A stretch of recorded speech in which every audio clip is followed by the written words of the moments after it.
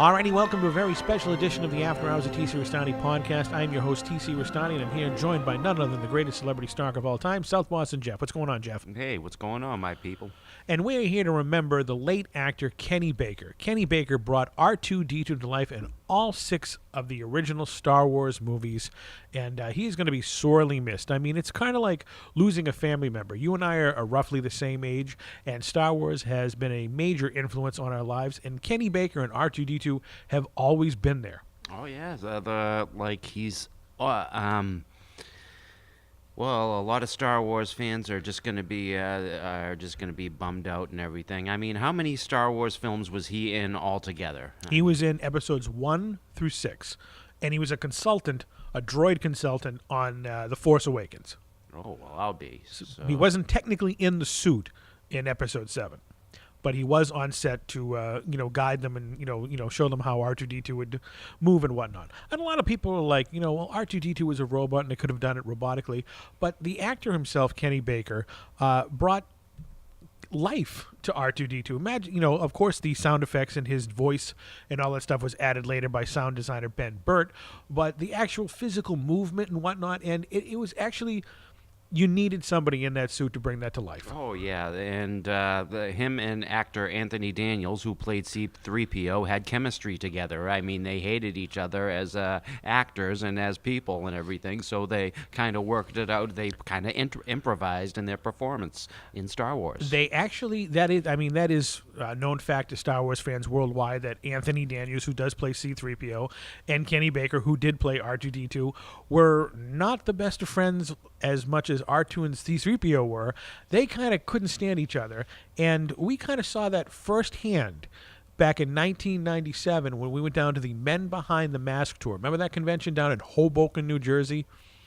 Oh yeah, I remember. That was a while ago, but yeah, a lot of Star Wars geeks and everything, and we were there. We were among those Star Wars geeks. For those of you who don't know what we're talking about, back in the 1990s, before Star Wars fandom became gigantic again with the release of the special editions, there was a convention tour called the Men Behind the Mask, where anybody who was anybody under a mask, or a droid, or a stormtrooper, or a Jawa, or anything under a mask, went around the world and met their fans. So at this particular one in Hoboken, New Jersey, back in 1997, it was Anthony Daniels who played C-3PO, Kenny Baker who played R2-D2, Peter Mayhew who played Chewbacca, David Prowse who was Darth Vader, and a few other random background characters. Bib, the guy who played Bib Fortuna.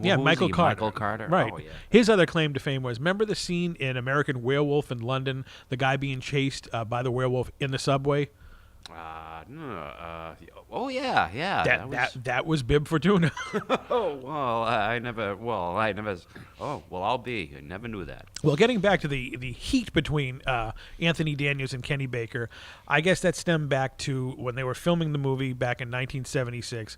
Anthony Daniels, thought of himself as a Shakespearean trained actor. He was really a mime who fit into the suit, and he felt a little, I guess, jealous of Kenny Baker, because in his mind he was just a guy rocking back with a costume that looked like a garbage can, and C-3PO was actually conducting lines with Harrison Ford and Sir Alec Guinness. So in Anthony Daniels' mind, he was a professional actor, and R2-D2 Kenny Baker was just a midget in a suit. Oh, what a jerk! I mean, yeah, and I'll say from firsthand, from meeting Anthony Daniels, that he is kind of a dick. Pardon my friend. No, you are 100% right. I mean, we all love the character of C-3PO, right? And Anthony Daniels, will get all credit where credit is due, had brought C-3PO to life, and he's a magnificent actor, because you would never know that C-3PO was a dick. Yeah, I mean, it also gave me the opportunity, both of us, to meet Kenny Baker, and what a gentleman he was. I have nothing but great things to say about him personally. Plus, he was also appeared in movies like Time Bandits. As Fidget. Yeah, Fidget. And he also appeared in the movie The Elephant Man. He was the little dwarf who helped the Elephant Man escape. Did I ever tell you the story how Kenny Baker actually stood up for me at that Men Behind the Mask convention? You did not. I was there, but I wasn't fill me in. Okay. Going back to, like I said, the Wayback Machine to 1997, Hoboken, New Jersey. And you, myself, and another friend drove down, a long drive down, and we got there real early, and we got into the convention. Now, this was, when wasn't Comic Cons weren't as common as they are today, and this was pretty much well attended by a lot of people from a lot of different places around the country. And I purchased an 8x10 of R2D2 from a vendor, like Yeah. you would at any convention, and I waited in line for over an hour. And I got up to the counter where Mr. Baker was, and he had a handler sitting next to him who had nothing to do with him, but it was just there, working for the Men Behind the Mask tour. And she gave me a ration of crap because, oh, you can't have that signed. And I was like, what do you mean I can't have it signed? It's an 8x10. Everybody's been getting 8x10 signed for the last 2 hours. But it's not an official Lucasfilm photo. And I was like, well, how would I supposed to know that? There was no signage anywhere. So me and this woman went at it for a few minutes, going back and forth, getting to the point where I was like, well, what do you want me to do? She goes, you need to purchase an official Lucasfilm photo. And I was like, well, I just purchased this photo. I'm not going to go through that hell again, waiting in line for 2 hours for me, Kenny Baker.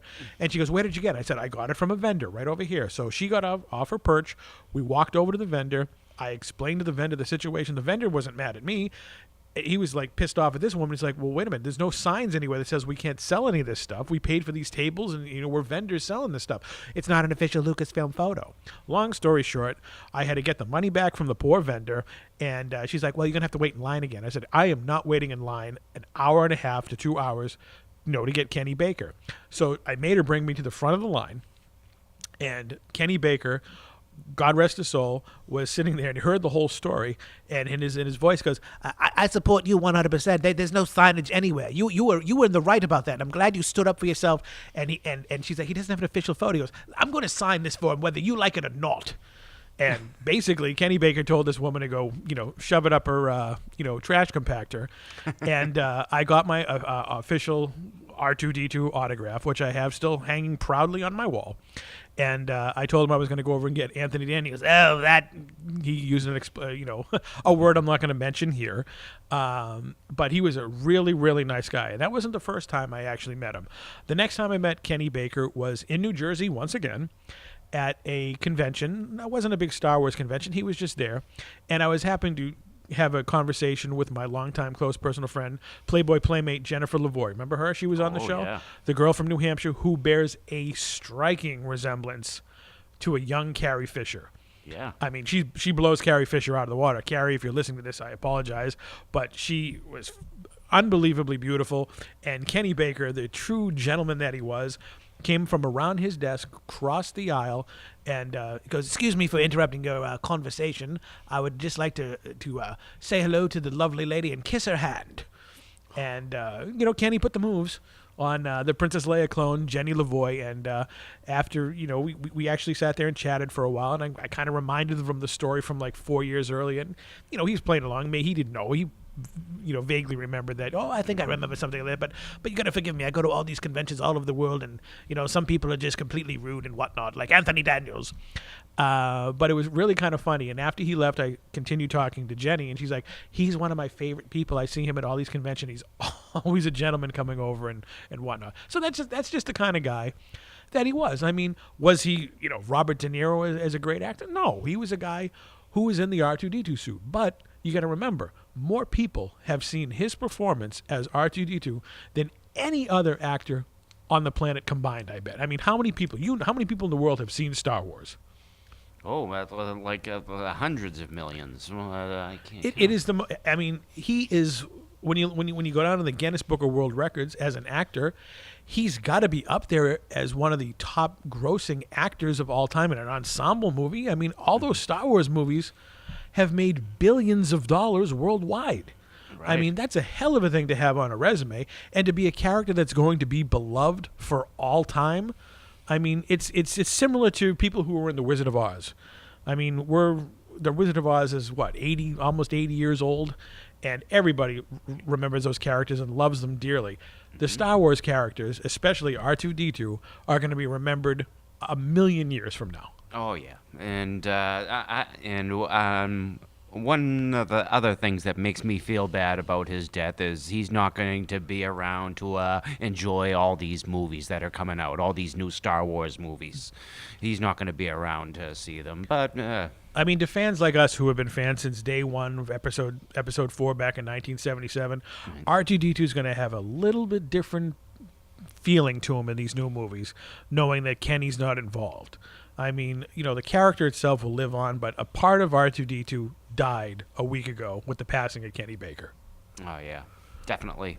I mean, I was watching a recent interview with him. I mean, even, I guess, the hatred between him and C-3PO, Anthony Daniels, continues to this continued up until his recent passing.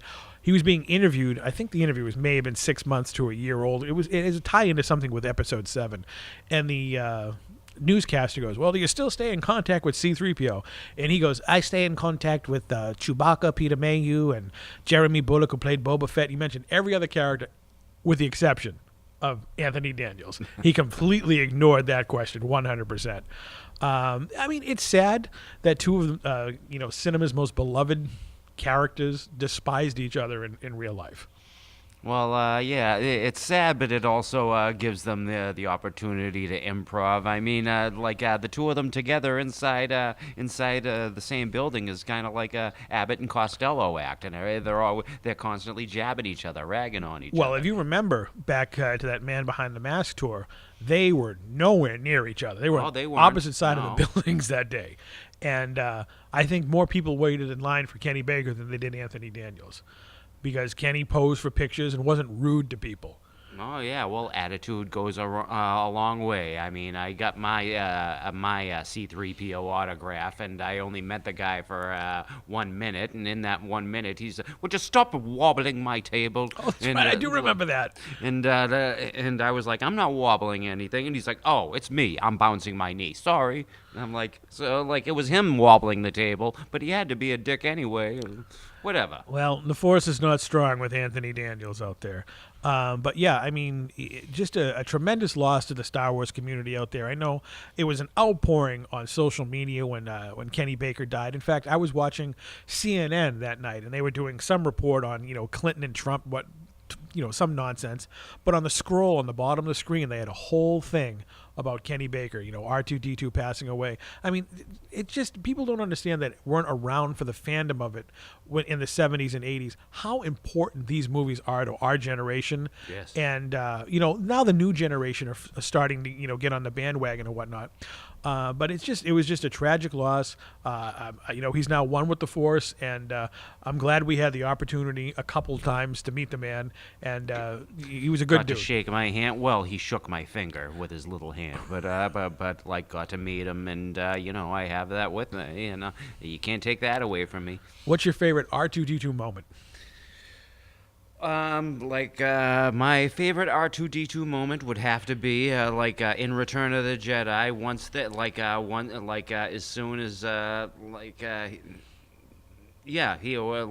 they got caught in the net and everything, when he sawed out, the little saw came out and everything.